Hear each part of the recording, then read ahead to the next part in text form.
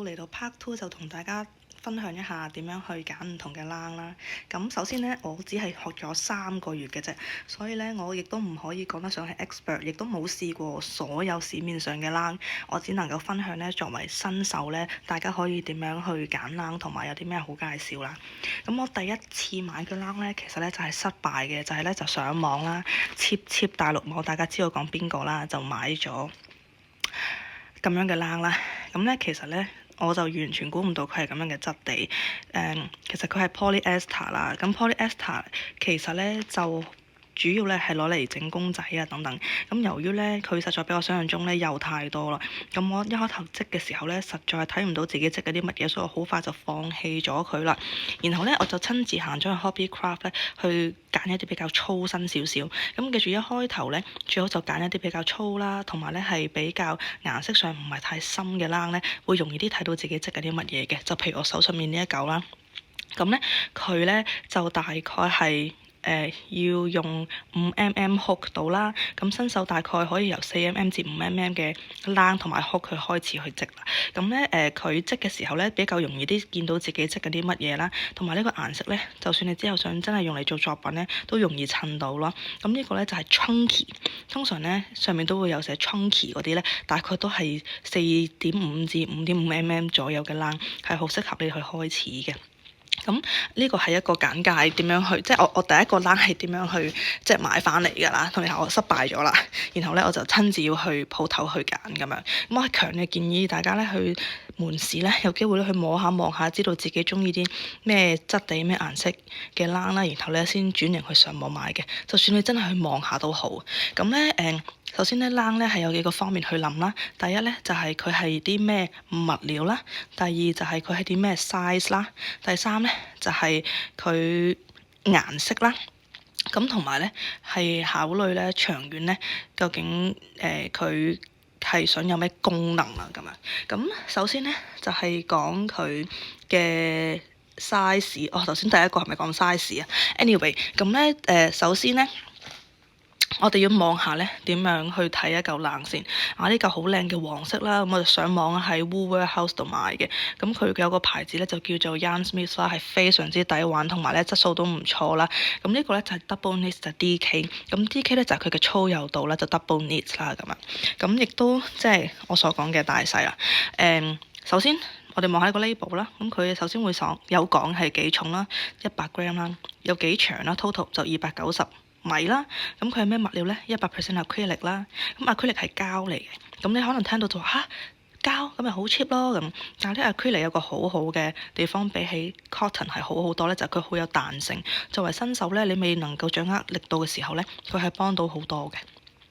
咁你呢度有寫咧，究竟佢洗唔洗得啦？如果洗得嘅話咧，究竟係幾多度啦？可唔可以 tumble dry 啦？等等啦。咁呢度咧就有寫啦，呢嚿冷咧係適合4毫米嘅 hook 啦。咁如果你係knitting 嘅話咧，咁就係呢一個標誌啦。咁我自己唔係好識睇，大概應該係講緊 USA 6號針咁樣啦。咁但係我哋就睇上面呢個歐針嘅公仔，上面寫4mm 咁樣。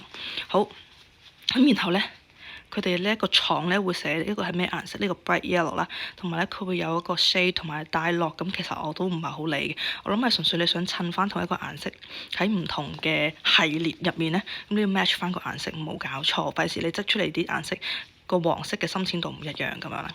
好，咁呢個就係我會推介嘅一個牌子啦，新手嚟講去做練習啊，或者做 product 做你真正嘅成品都好嘅。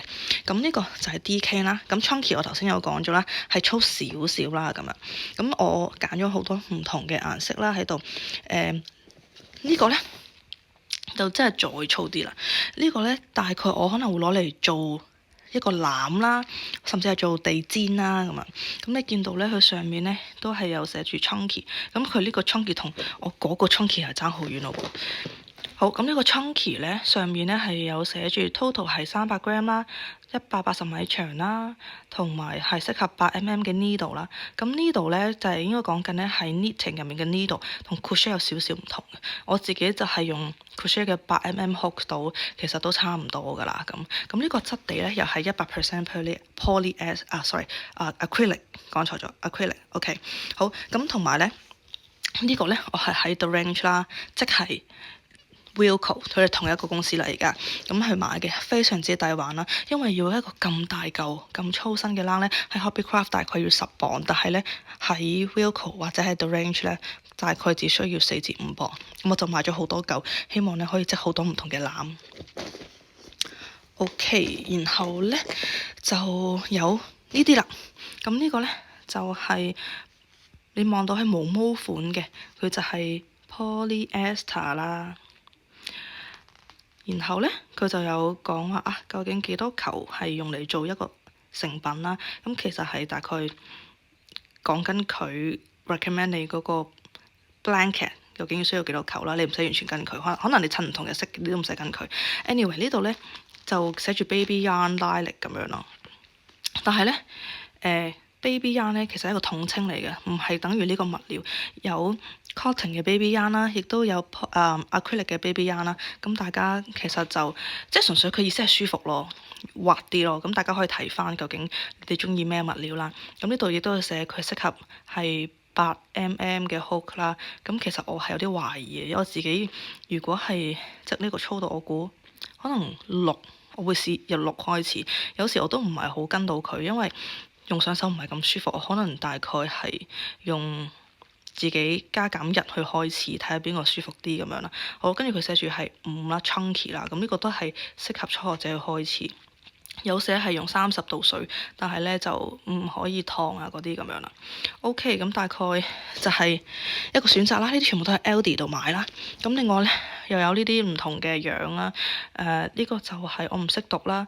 然後佢就150g啦，有100% cotton 啦咁樣。你見到呢隻冷咧，其實咧佢就比較係直身少少，所以織出嚟嘅嘢咧係比較工整嘅。咁喺其他地方買到呢隻冷咧係貴過喺 Aldi 買超多，所以我上次咧佢 yarn event 我就買咗超多。咁呢度大概就係我 Aldi 嘅收成啦。我就諗住攞嚟整 BB 頸巾啊、BB 被啊，或者係攞嚟織公仔。咁但係我暫時未有時間去研究呢樣嘢。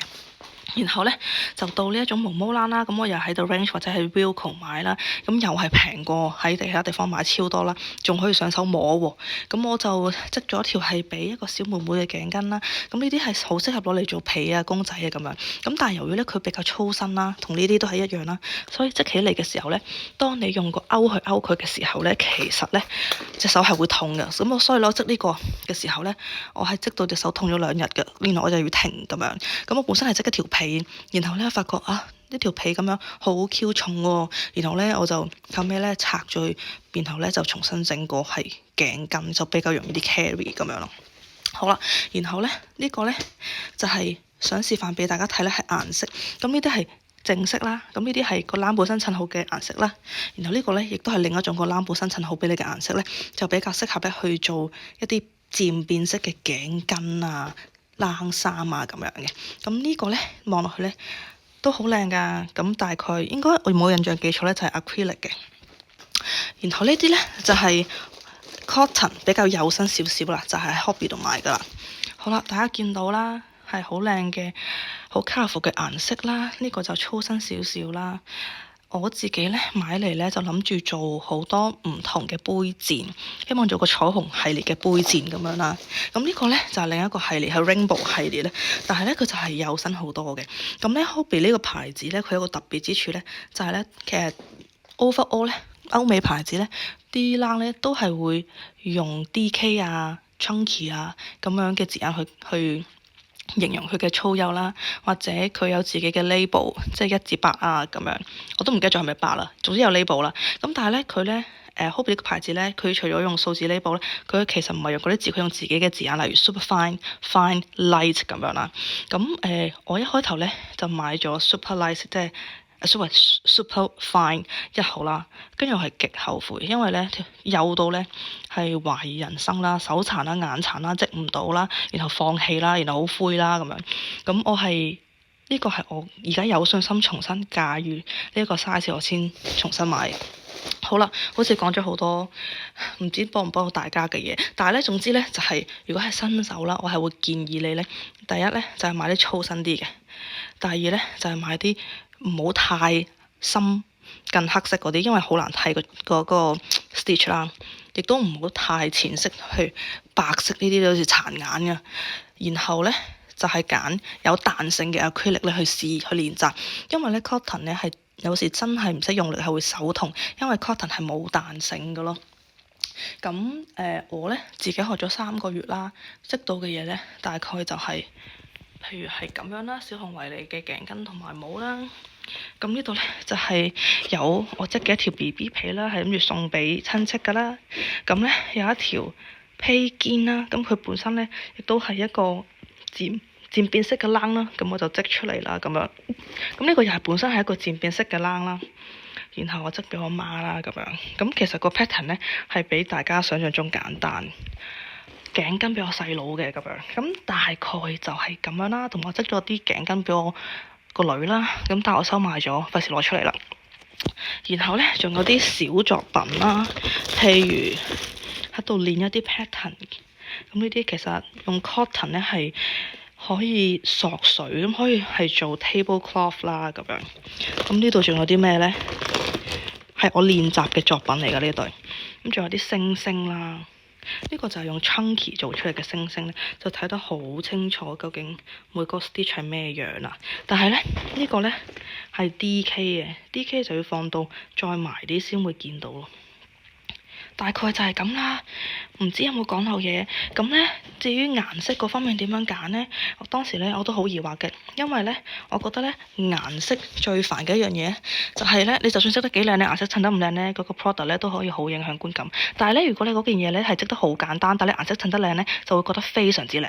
咁所以咧襯顏色我係覺得非常之重要。咁 YouTube 咧就有好多 colour theory 嘅片咧可以睇，咁我建議大家可以去睇咧。咁我自己嘅 strategy 咧就係一係咧你就玩漸變色，譬如紅色就襯粉紅色同埋淺黃色或者係白色3個顏色去做一樣嘢，又或者咧就做對頭色，就譬如紅色襯呢一個湖藍色咁樣。呢個就係其中 colour theory 嘅一啲比較簡單啲嘅 concept 去揀啦。咁或者直頭咧就係揀啲已經有嘅漸變色咁樣，咁大家就可以因應自己中意嘅顏色去揀啦。